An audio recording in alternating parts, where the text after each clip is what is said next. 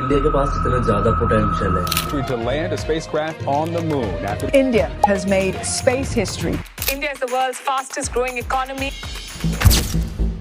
पर तब भी ऐसा क्यों लगता है कि सिस्टम हमारे अगेंस्ट वर्क कर रहा है?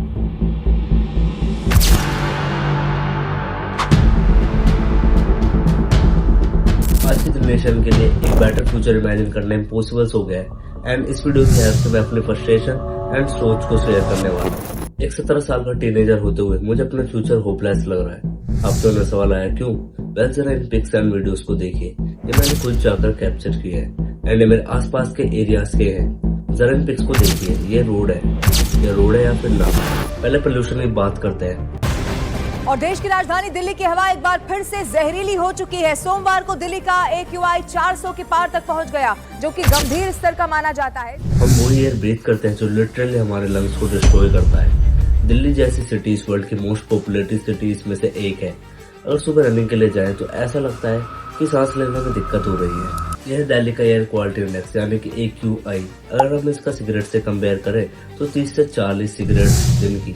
जी हाँ, अगर आप एक स्मोकर भी नहीं है तो आप रोजाना 30 से 40 सिगरेट पी रहे हैं। मैं भी, आप भी, बच्चे भी एंड बूढ़े भी।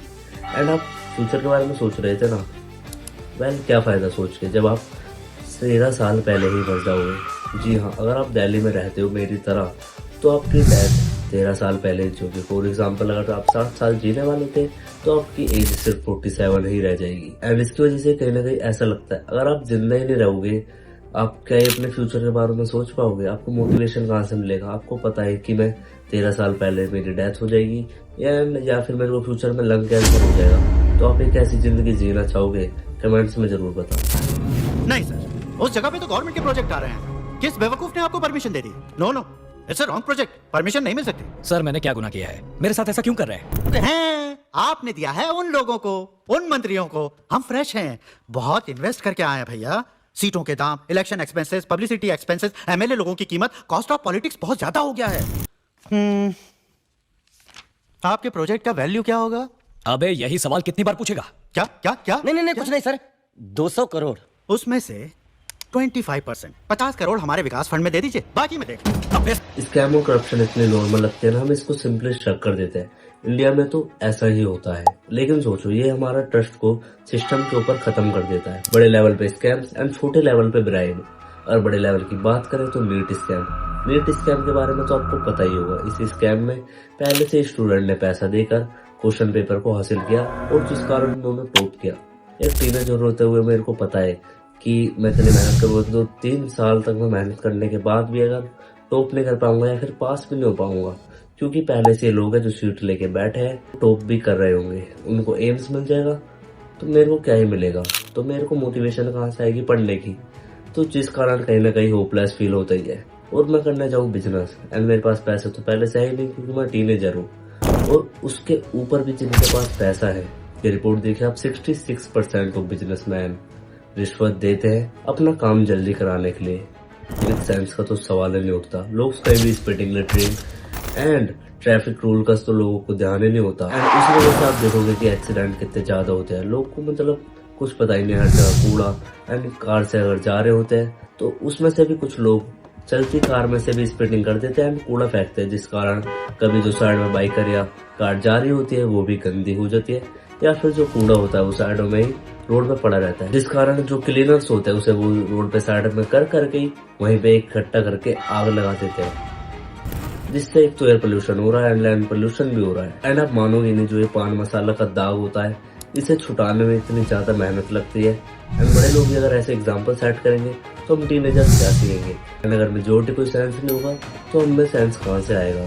तो इसके ऊपर कुछ ना कुछ तो करना होगा जिससे हम एक बेटर फ्यूचर की ओर बढ़ सकें। लोग इतने आउटडेटेड लगते हैं एंड जो लोग ऑनेस्टी से काम करते हैं उनको ऐसा लगता है कि जो गवर्नमेंट एंड सिस्टम है वो उनको हेल्प करने की जगह पनिश कर रहे हैं। फॉर एग्जाम्पल, अगर कोई मैन 9 to 5 जॉब करता है एंड जॉब करने के बाद वो थका हारा घर पे आ रहा होता है एंड वो ऐसे बाइक पे ऐसे रोड से जाता है, वो भी पोल्यूशन भरी एयर में, तो उसको क्या फील होगा? ये बहुत ज्यादा फ्रस्ट्रेटिंग है। और हाँ, पॉपुलेशन इतनी ज्यादा है कि हर एक चीज एक कॉम्पिटिशन बन जाती है। एजुकेशन सिस्टम सिर्फ मार्क्स पे फोकस करता है, स्किल्स पे नहीं। एंड अगर एजुकेशन की बात करें तो इंडिया का एजुकेशन रेट सिर्फ 80% है।